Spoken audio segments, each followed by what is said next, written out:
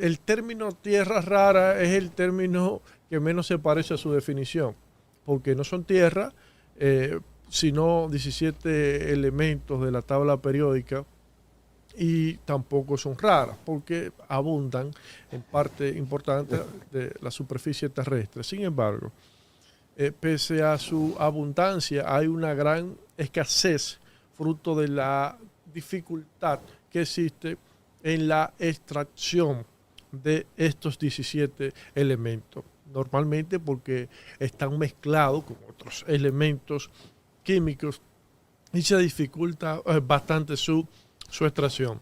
Esto ha llevado a que las potencias tengan que diseñar tecnologías especializadas para poder extraer esos denominados elementos raros. Pero ¿por qué estos se han convertido en elementos tan estratégicos en materia geopolítica?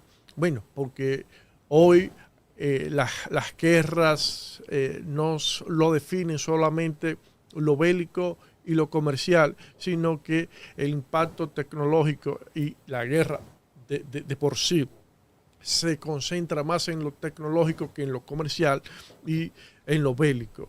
Y tomando en cuenta la escasez de estos recursos por la dificultad de su extracción, se producen esas luchas por la denominada tierra rara, y por eso mencionaba en un principio el tema de que la Unión Europea está buscando tierras raras en un pueblo de Noruega. Esto parecería o parecía imposible pensarlo a partir de principios de los 2000, porque fueron esos mismos pueblos europeos en conjunto con Japón que empezaron a construir la idea y a externalizar las consecuencias medioambientales de la extracción de tierras raras, al punto de que China aprovechó esta narrativa para empezar a adueñarse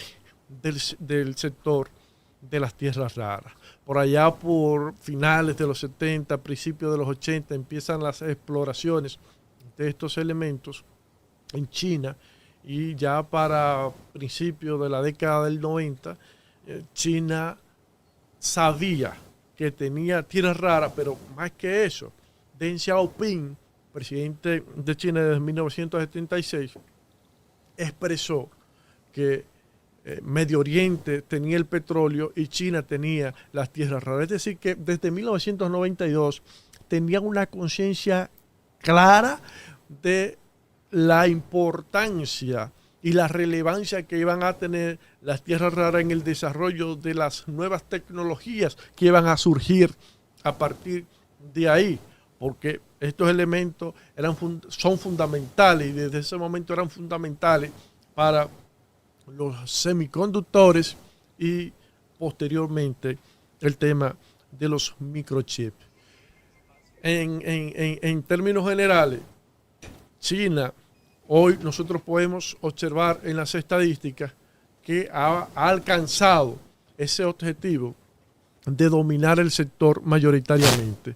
Hoy, el 38% de las reservas a nivel global, unos 44 millones de toneladas métricas, seguido por Vietnam y luego Brasil, que tienen 22 y 21 respectivamente, y Rusia en un cuarto lugar con 10 millones de toneladas métricas. Pero lo más impresionante con relación a China no es eso, sino que es quien extrae hoy cerca del 70% de las tierras raras que se están produciendo.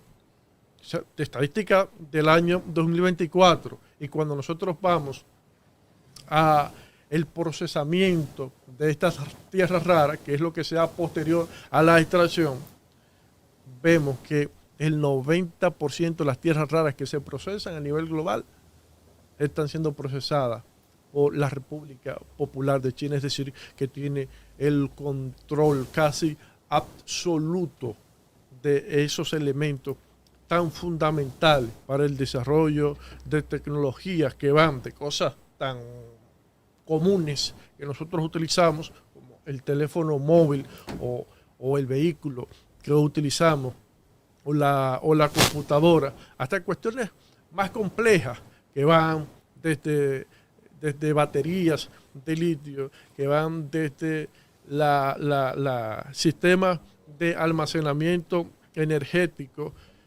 turbinas eólicas, el diseño de aviones modernos, hasta cuestiones tan complejas como la producción de misiles para uso militar. Es decir, que su importancia, tanto civil como de guerra, es fundamental para las potencias, por lo que China hoy tiene una herramienta bastante poderosa para imponer su diplomacia a nivel global. Y precisamente cuando nosotros a principio de año vimos que una de las primeras medidas del presidente Donald Trump fue imponer unos aranceles por unos 125% a China. Sin embargo, vimos que eso posteriormente se renegoció.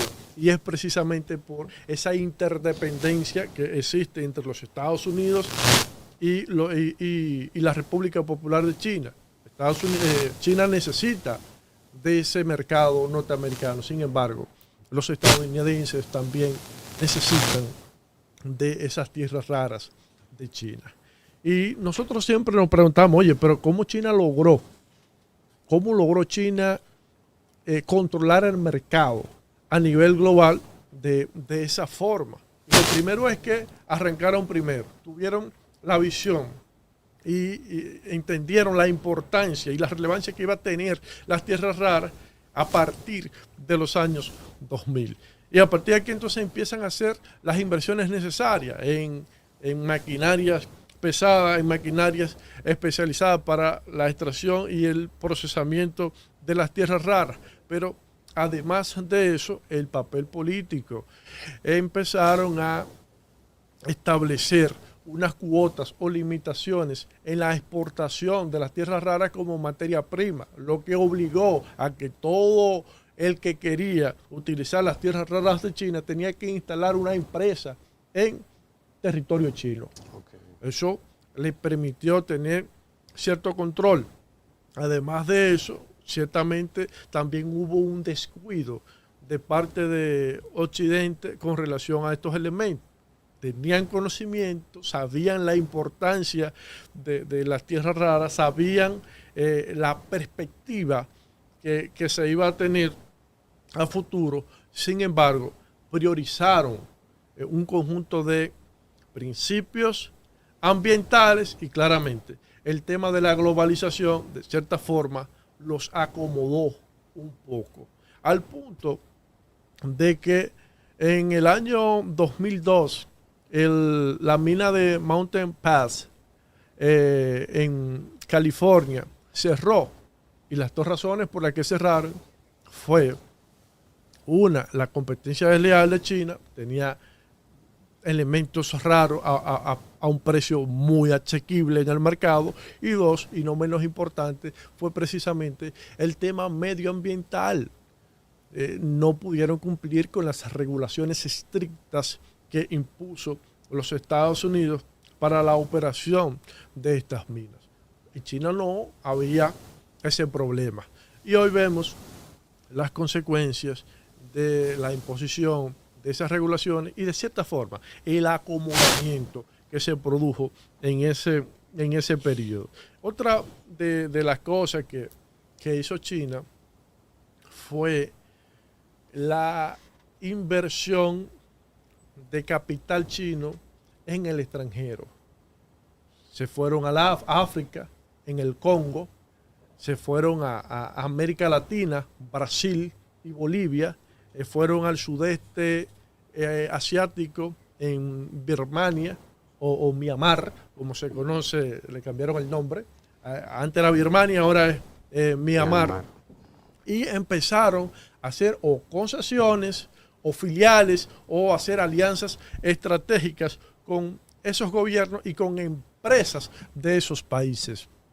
Y al final, las tierras raras que se extraen en Bolivia, que se extraen en Brasil, en el Congo, en Myanmar, terminan, o sea, son exportadas hacia China como materia prima. Y en China entonces son procesadas.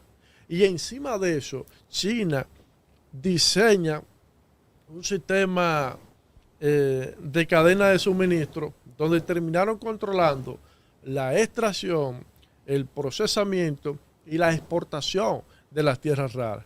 Y encima de eso también le agregaron el elemento del valor agregado. Empezaron a desarrollar tecnologías que estaban vinculadas o que estos elementos eran imprescindibles para el desarrollo de las mismas y terminaron también siendo líderes en tecnología que son fundamentales para las energías renovables y para el tema de los vehículos eléctricos, al punto de que hoy China es líder mundial en exportación de ese tipo de tecnología y líder mundial en exportación de vehículos eléctricos, incluso por encima de Tesla, que fue no el pionero en materia de vehículos eléctricos, pero sí la empresa que en algún momento se veía muy por encima de todas las empresas del resto del mundo. Y de cierta forma, ese control que tiene China de las tierras raras hoy presenta también algunas vulnerabilidades, o podría desarrollar algunas vulnerabilidades, tanto en el tema de la cadena de suministro con relación a con relación a algún corte de la cadena de suministro, traería consigo una interrupción en el desarrollo tecnológico, lo que afectaría de manera directa la economía global. Pero además de eso, también ese control podría vulnerar la soberanía militar de esas potencias que necesitan de esos elementos para el desarrollo de misiles y otras tecnologías militares fundamentales para su defensa.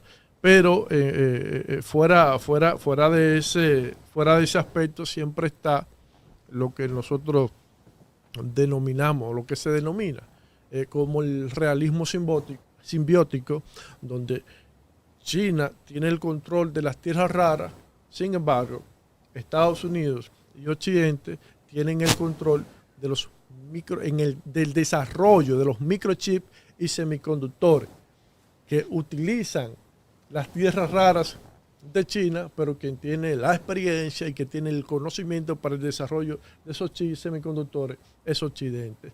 Por tanto, si Occidente dice no te voy a vender más microchips, China le dice no te vendo más tierras raras. Y si China le dice no te vendo más tierras raras, ellos le dicen no te vendo más microchips. Okay. Por tanto, al final se mantiene ese